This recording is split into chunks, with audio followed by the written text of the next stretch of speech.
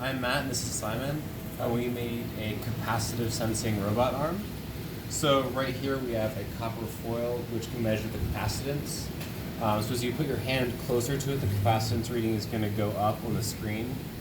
And if you get too close to it, the robot arm will not move. So if we move this, maybe like this direction, is this the one? It'll start to move, but as it gets closer to him, the capacitance will get to a certain threshold, and the robot arm will stop. And if he moves his hand away, it'll continue moving because the capacitance Okay. has lowered. Move it back the other way. That's really cool.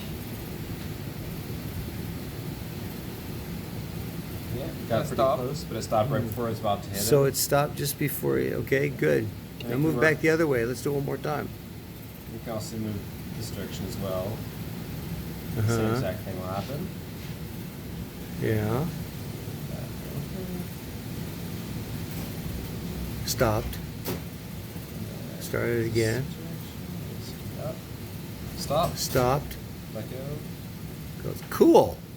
And stop again. Very good. Okay, thank you.